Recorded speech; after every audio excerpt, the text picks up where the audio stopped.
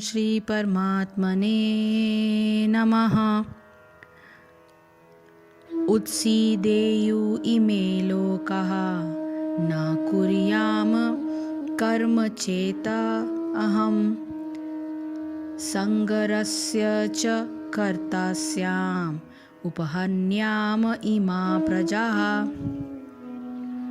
उत्सीदेयु यानी नष्ट हो जाए, इमे ये सब, लोका लोग, न नहीं, कुर्याम करूं, कर्म नियत कार्य, चेत यदि, अहम मैं, संग रस्य अवांछित संतति, च तथा कर्ता सृष्टा, श्याम होऊंगा, उपहन्याम विनष्ट करूंगा, इमाह इन सब प्रजा जीवों को। यदि मैं नियत कर्म न करूं तो ये सारे लोग नष्ट हो जाएं। तब मैं अवांछित जन समुदाय वर्ण संकर को उत्पन्न करने का कारण हो जाऊंगा और इस तरह संपूर्ण प्राणियों की शांति का विनाशक बनूंगा।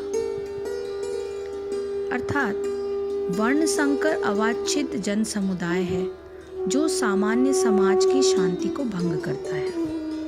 इस सामाजिक अशांति को रोकने के लिए अनेक विधि विधान हैं, जिनके द्वारा स्वतः ही जनता आध्यात्मिक प्रगति के लिए शांत तथा सुव्यवस्थित हो जाती है। जब भगवान कृष्ण अवतारित होते हैं तो स्वाभाविक है कि वे ऐसे महत्वपूर्ण कार्यों की प्रतिष्ठा तथा अनिवार्यता बनाए रखने के लिए इन विधि विधानों के अनुसार आचरण करते हैं। भगवान समस्त जीवों के पिता हैं और यदि ये जीव पथभ्रष्ट हो जाए तो अप्रत्यक्ष रूप में यह उत्तरदायित्व उन्हीं का है। अतः जब भी विधि विधानों का अनादर होता है तो भगवान स्वयं समाज को सुधारने के लिए अवतरित होते हैं। किंतु हमें ध्यान देना होगा कि यद्यपि हमें भगवान के पद चिन्हों का अनुसरण करना है तो भी हम उनका अनुकरण नहीं कर सकते। अनुसरण और अनुकरण एक से नहीं होते। हम गोवर्धन पर्वत उठाकर भगवान का अनुकरण नहीं कर सकते, जैसे कि भगवान ने अपने बाल्यकाल में किया था। ऐसा कर पाना किसी मनुष्य के लिए संभव ही नहीं। हमें उनके उपदेशों का पालन करना चाहिए, किंतु किसी भी समय हमें उनका अनुकरण नहीं करना है। श्रीमद् भागवत में इसकी पुष्टि की गई है। नैतत्स समाचरे जातु मनसापि यनीश्वरः विनश्यत्याचरन् मौढ्याद्य था रुद्रो विध्वजं विषम्। ईश्वराणां वचः सत्यं तथैवाचरितं क्वचित् तेषां यत् स्ववचो युक्तं बुद्धिमासस्ततः समाचरेत्। मनुष्य को भगवान तथा उनके द्वारा शक्ति प्रदत्त सेवकों के उपदेशों का मात्र पालन करना चाहिए। उनके उपदेश हमारे लिए अच्छे हैं और कोई भी बुद्धिमान पुरुष बताई गई विधि से उनको कार्यान्वित करेगा। फिर भी मनुष्य को सावधान रहना चाहिए कि वो उनके कार्यों का अनुकरण न करे। उसे शिवजी के अनुकरण में विष का समुद्र नहीं पी लेना चाहिए। हमें सदैव ईश्वरों की या सूर्य तथा चंद्रमा की गतियों को वास्तव में नियंत्रित कर सकने की स्थिति को श्रेष्ठ मानना चाहिए। ऐसी शक्ति के बिना कोई भी सर्वशक्तिमान ईश्वरों का अनुकरण नहीं कर सकता। शिवजी ने सागर तक के विष का पान कर लिया, किंतु यदि कोई सामान्य व्यक्ति विष की एक बूंद भी पीने का यत्न करेगा तो वो मर जाएगा। शिवजी के अनेक छद्म भक्त हैं जो गांजा तथा ऐसी ही अन्य मादक वस्तुओं का सेवन करते रहते हैं, किंतु वे ये भूल जाते हैं कि इस प्रकार शिवजी का अनुकरण करके वे अपनी मृत्यु को निकट बुला रहे हैं। इसी प्रकार भगवान कृष्ण के भी अनेक छद्म भक्त हैं जो भगवान की रासलीला या प्रेम नृत्य का अनुकरण करना चाहते हैं, किंतु ये भूल जाते हैं कि वे गोवर्धन पर्वत को धारण नहीं कर सकते। अतः सबसे अच्छा तो यही होगा कि लोग शक्तिमान का अनुकरण न करके केवल उनके ही उपदेशों और उनके बताए गए मार्ग पर चलने की कोशिश करें। न ही बिना योग्यता के किसी को उसका स्थान ग्रहण करने का प्रयत्न करना चाहिए। ऐसे अनेक ईश्वर के अवतार हैं जिनमें भगवान की शक्ति नहीं होती। तो यदि मैं कर्म ना करूं, भगवान कहते हैं कि यदि मैं कर्म ना करूं तो ये सब लोग भ्रष्ट हो जाएं और मैं वर्णशंकर का करने वाला कहलाऊं। इस प्रकार प्रजा का हनन करूं, अर्थात मारने वाला बनूं। भगवान कहते हैं कि यदि मैं इस प्रकार निरंतर कर्म ना करूं तो ये सृष्टि चक्र ही नष्ट भ्रष्ट हो जाए और कर्तव्य कर्मों की परंपरा भी भ्रष्ट हो जाए। इस प्रकार सारी प्रजाओं का विनाश हो जाए। यहाँ यह प्रश्न उठता है कि एक ओर तो हम देखते हैं कि फल भोग की इच्छा से अधिकांश मनुष्य हर समय कर्म करने में रचे पचे रहते हैं, जिससे किसी न किसी प्रकार उनको अपने स्वार्थ अथवा हित का लाभ हो। परंतु जिस मनुष्य को सुख भोग की आशा ही नहीं, वो केवल निरासक्त रूप से अपने कर्म करता चला जाता है। प्रश्न ये उठता है कि उसके द्वारा की जाने वाली क्रियाओं और चेष्टाओं की गहनता क्या होनी चाहिए। इसे बताते हुए भगवान कहते हैं, अगला श्लोक जो है श्लोक 25 उसकी वर्णना करते हैं। सत्ता कर्मणि अविद्वांसः यथा कुर्वन्ति भारत कुर्यात् विद्यान् तथा असक्तः चिकीर्षु लोक संग्रहम्। जिस प्रकार अज्ञानी जनफल की आसक्ति से कार्य करते हैं, उसी तरह विद्वान जनों को चाहिए कि वे लोगों को उचित पथ पर ले जाने के लिए अनासक्त रहकर कार्य करें। एक कृष्ण भावना भावित मनुष्य तथा एक कृष्ण भावनाहीन व्यक्ति में केवल इच्छाओं का भेद होता है। कृष्ण भावना भावित व्यक्ति कभी ऐसा कोई कार्य नहीं करता जो कृष्ण भावनामृत के विकास में सहायक न हो। यहाँ तक कि वो उस अज्ञानी पुरुष की तरह कर्म कर सकता है जो भौतिक कार्यों में अत्यधिक आसक्त रहता है, किंतु इनमें से एक ऐसे कार्य अपनी इंद्रिय तृप्ति के लिए करता है जबकि दूसरा कृष्ण की तुष्टि के लिए। अतः कृष्ण भावना भावित व्यक्ति को चाहिए कि वह लोगों को यह प्रदर्शित करे कि किस तरह कार्य किया जाता है और किस तरह कर्म फलों को कृष्ण भावनामृत कार्य में नियोजित किया जाता है।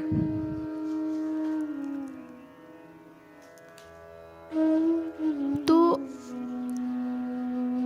कर्म में आसक्त हुए अज्ञानी जन जैसे कर्म करते हैं, वैसे ही अनासक्त हुआ विद्वान भी लोक शिक्षा को चाहता हुआ कर्म करे। निरासक्त मनुष्य द्वारा कर्मों में लगन व तत्परता, यह एक अत्यंत महत्वपूर्ण श्लोक है और इसमें सामान्य रूप से हम सबके लिए मार्ग निर्देशन है। भगवान बताते हैं कि जिस प्रकार फल की प्राप्ति में रचे हुए इंसान का चित्त अज्ञानी और आसक्त मनुष्य अत्यंत सावधानी और परिश्रम से सुख भोग की इच्छा से कर्म करता है, बिल्कुल उसी प्रकार चेष्टाओं की गहनता से और परिश्रम से निरासक्त मनुष्य को भी कर्म करना चाहिए। उसे ये नहीं सोचना चाहिए कि मुझे इस कर्म का कोई फल प्राप्त नहीं हुआ तो मैं क्यों बहुत अधिक परिश्रम करूं। उसे तो यह सोचना चाहिए कि मैं तुच्छ भोगों की प्राप्ति के लिए कर्म नहीं कर रहा हूं, बल्कि उसी कर्म को इसलिए सावधानी से या यथासाध्य श्रम द्वारा संपन्न करूं क्योंकि मुझे तो निरासक्त भाव से कर्म करने से बहुत ऊंचा फल मिलने वाला है। मुझे तो मनुष्य जीवन का परम लक्ष्य अर्थात परमात्मा की प्राप्ति रूपी लाभ मिलने वाला है। इस भाव से कर्तव्य कर्म करने में उसका प्रतिदिन उत्साह बढ़ता रहता है और उसके द्वारा किए गए कर्म अन्य मनुष्य के लिए उदाहरण स्वरूप हो जाता है। सांसारिक तुच्छ भोगों को प्राप्त करने की इच्छा वाले व्यक्ति को निरंतर चित्त जो है वो निरंतर इस आशा से हिला रहता है कि उसे इस कर्म का क्या फल मिलेगा, मैं ये कर रहा हूँ और इसके बदले में मुझे क्या मिलेगा। परंतु निरासक्त होकर कर्म करने वाला तो चिंता रहित और निरंतर बढ़ते हुए हर्ष और उत्साह से अपने कर्म करता है, क्योंकि वो जानता है कि उसको तो कोई हानि होने वाली है ही नहीं, बल्कि लाभ ही प्राप्त होता है। ये बताकर एक और महत्वपूर्ण बात की ओर भगवान संकेत करते हैं। न बुद्धि भेदम जनयेत अज्ञानाम कर्म संगिनाम जोशयेत सर्वकर्माणि विद्वान युक्तः समाचरण। न यानी नहीं, बुद्धि भेदम बुद्धि का विचरण, जनयेत उत्पन्न करें, अज्ञानाम मूर्खों का, कर्म संगिनाम सकाम, आसक्त, जोशयेत नियोजित करें, सर्व यानी सारे, कर्माणि कर्म, विद्वान विद्वान व्यक्ति, युक्तः लगा हुआ यानी तत्पर, समाचरण यानी अभ्यास करता हुआ।